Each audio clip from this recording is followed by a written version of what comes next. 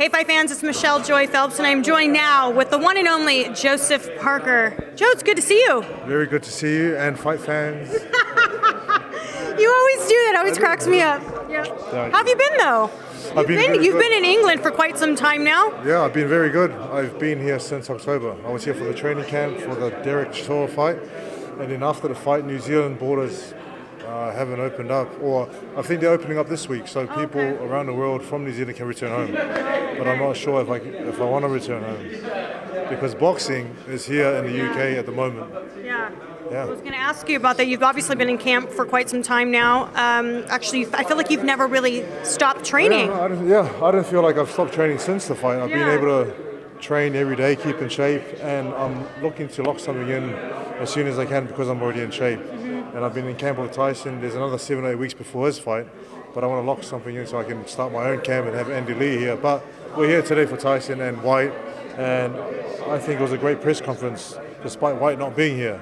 Tyson was able to talk to everyone and say a few messages here and there about this and that, and I think it's been good overall.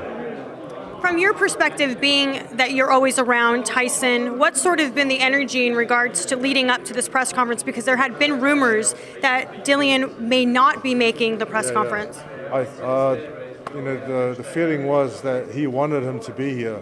I mean, everyone wants the fighters to be here for a press conference. The fighters come here and they say there's verbal, attacks and verbal fights, and then they have a face-off, and it gets the interest up, and everyone's excited about the fight. But I guess with today, it's a bit odd, and I don't think I've ever heard of. Is there any other examples of fighters not turning up to press conferences, or is this the first? I was actually saying to Tyson that I had never actually covered an event. I said, and I always said in my interview fight, but I meant I never covered an event where the main event, the other half of the main event didn't show up to the press conference. So I mean, he has his reasons, and I don't know if it's mind games or if he's not happy or if he's focusing on camp and just wants to be there for training. But I think it would be nice to have him here and do the whole press conference thing together, but it is what it is. Whyte's lawyers actually made a comment to The Sun, and I don't know if it was yesterday or today, but gave the reasons why they weren't here. And they basically said that they just felt there was a lot of unprofessionalism coming from the Fury side. And Tyson said, I came here on a train, and he's asking for a private jet and a helicopter. Do you sort of know any sort of backstory on that? Because I know it's always very one-sided, isn't it, when you're hearing these things? Is there any sort of information that you know in regards to that? The only thing I can add is what we heard today from Frank Warren, the demands of a private jet and a helicopter. But what you just said, Tyson and the whole team woke up early this morning, jumped on the train, and they came here to London. So I know there's ways of getting to the place, and but it doesn't have to be jets and helicopters. But again, I'm not sure what the details are, so I can't really comment. We know he's coming from Portugal. I was hearing something in regards. I didn't get to speak to Frank Warren, unfortunately, but I was hearing that there was talks about a Ryanair ticket or something like that, and I thought that has to be a joke. Listen, I don't have the details, so I can't comment, and I don't really know whether it's a Ryanair ticket or whether it was a private jet, so I'll just stay out of that one. Yeah. So Derek Chisora and Anthony Joshua are both predicting that Dillian Whyte's going to beat Tyson Fury. What do you make of that? Listen, they know boxing, and they're smarter than that. They know that Tyson's going to be too much for Dillian Whyte. You never know, boxing, all those things where Dillian Whyte can come in and land a big punch and maybe he can drop him, or but it has to take a big punch and a lot of punishment for someone to stop Tyson Fury. But those guys know. I'm not sure why. I don't know. Maybe they don't like him, or maybe they're angry. I don't know. Where do you actually see, in regards to any of the other opponents that Tyson Fury has faced, where does Dillian Whyte sort of sit in terms of that list? I think Dillian Whyte sits right up there. I just take what I had with him, the fight that I had with him, and he was very tough. So he's going to be game, tough. He's got a good counter left hook, and if he applies pressure, it can be a very entertaining and exciting fight. And I'm excited for it. I mean, this is one of the biggest fights in the UK for a long time. This stadium is going to be electrifying when the audience turn up. So it's going to be a great event. And even if he didn't turn up today, hopefully he turns up on the night. Right. Now that things are unfortunately happening between Russia versus Ukraine, I'm not really quite sure where that sort of takes the whole Usyk versus Joshua rematch. In the event, let's just say that obviously Usyk has more important things to worry about than a fight at this time. Who would you like to see Anthony Joshua face in replacement of Usyk? Me. Yay. I'll take that fight. I mean, listen, like you mentioned, Usyk and the Klitschko's and Lomachenko there as well. Yeah. They're all busy and taken up with what's happening with their country, and respect to them for going back and defending their country.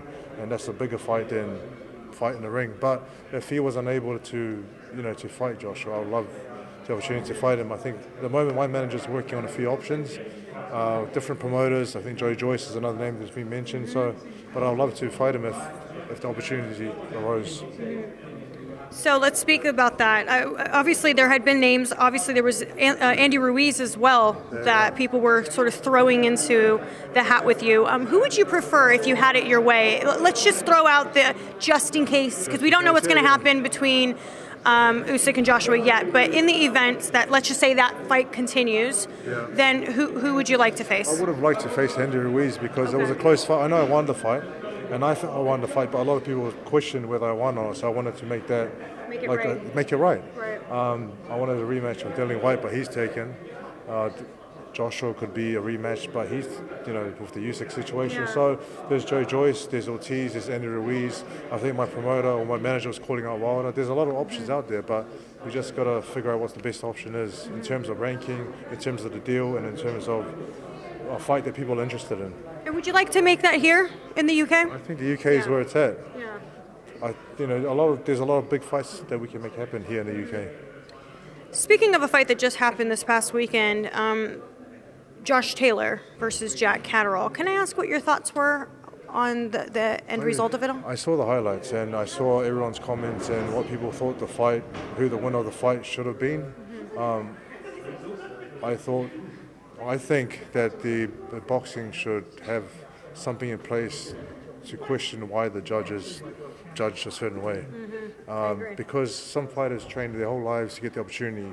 Obviously, they look great in the fight and then it gets taken away from them. So I think there should be something in place sooner rather than later. And I feel like it's unfair for both parties. Obviously, you have one who felt like he put his heart and his soul, his entire career into this, and many felt that he was robbed. And then on the flip side, you have Josh Taylor, who ultimately didn't make the decision, and he's sort of taking all the blame for it. So it'll fix both sides. Yeah. And I think, like everyone else, I hope we can come up with a conclusion to help this situation. I agree.